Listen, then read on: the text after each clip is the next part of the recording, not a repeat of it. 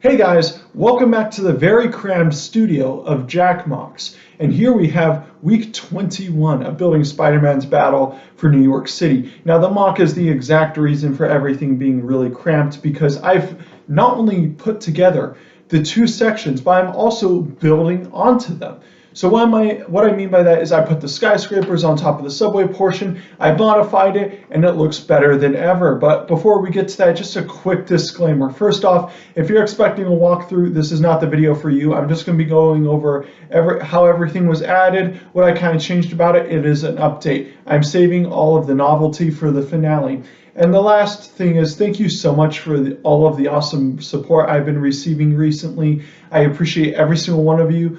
You all matter, and thank you so much. But without ado, let's get into the mock right now.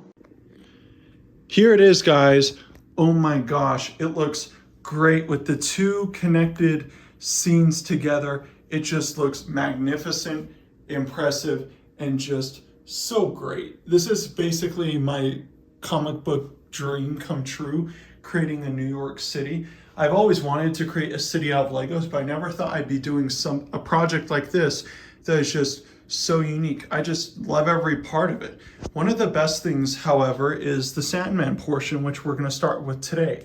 So once I have rebuilt this pillar for like the 1000th time, I've incorporated some Sandman hands and tentacles on the side of the mock to kind of just add some dynamic nature to the mock itself, just having some fun little details across the sides.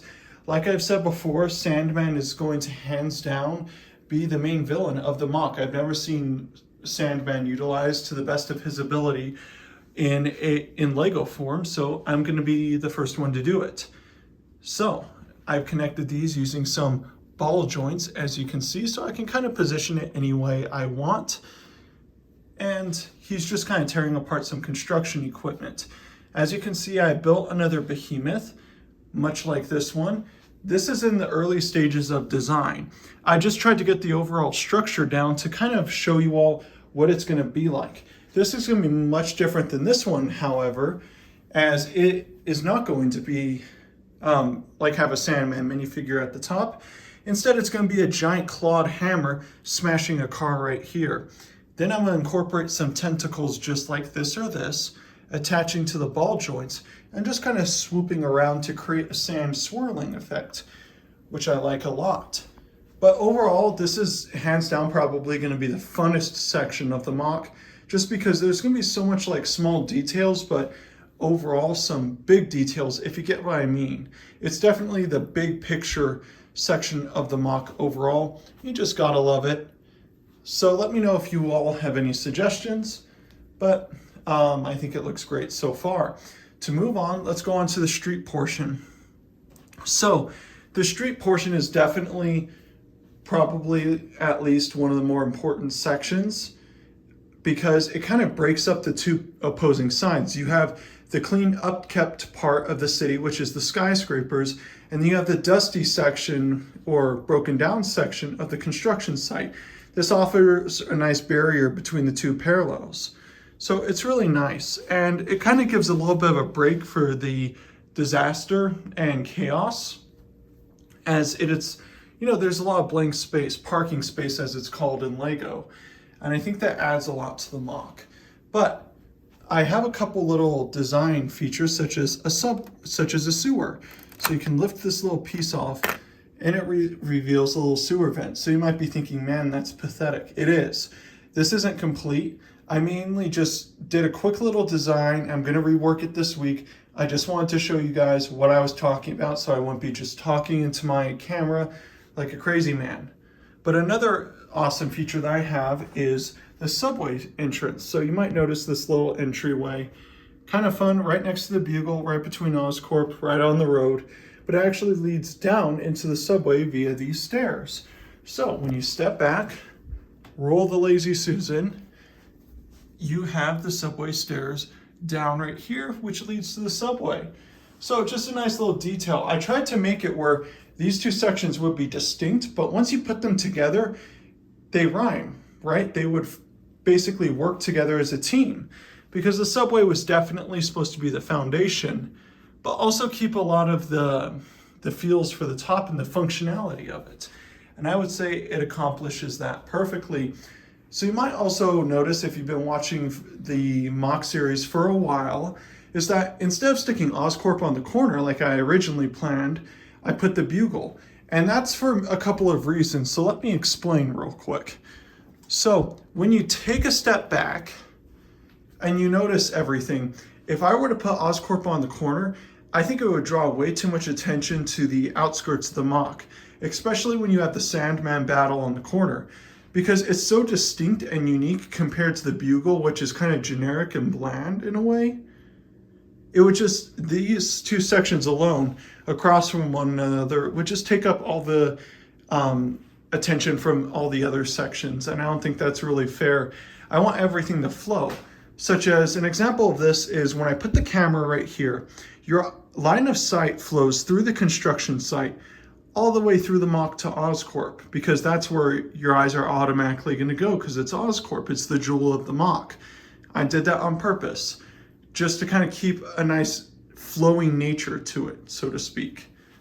But just let me know what you all think. Overall, one of the other things I'm very pleased about is how clean this mock is. Once I really started cleaning it up, I realized how polished it actually was in the completion form. When you have as much filter bricks showing on this side, I was afraid that that side was going to be a mess, but it wasn't. It turned out pretty great, and it looks really clean. But now we're just going to move on to the police station. So here's the design for the police station. I'm going to have a skyscraper fit right into this section and right into this section. So two separate skyscrapers. They're going to go about as high as this construction site skyscraper. And there's going to be a little bridge or terrace that goes between the two of them.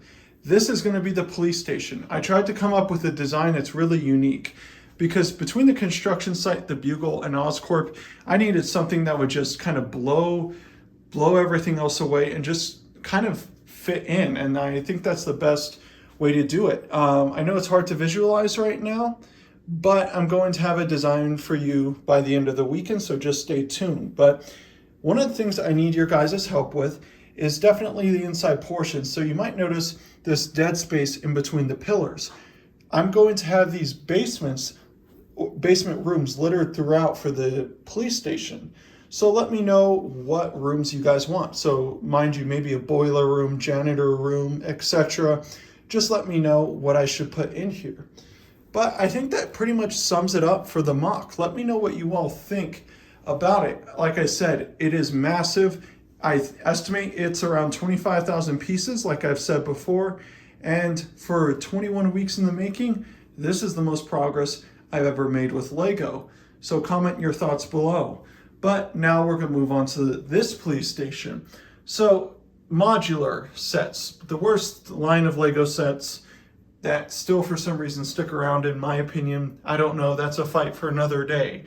But this police station I'm going to tear down and use for the police station in the mock. So think of a hybrid between this police station and the Daily Bugle. That's what you should be expecting for the mock. So just take this portion, mix it with the bugle, and that's what you get. So just a little hint there. Like I said, next week we're going to focus a lot more heavily on the design itself, much like we did in the early stages of Oscorp. I just mainly want to focus on combining the two portions correctly, and for the first time just putting them together and making sure everything flows succinctly. So let's go and conclude the video right now. So in conclusion, if you all have any suggestions, please let me know, as I am open to them, specifically about the basements of the police station. Just fill me in and just let me know. But thank you for watching this video. I appreciate you all. Thank you for your time. But like I have said before, be sure to like and subscribe. But as always, my fellow builders, keep on building.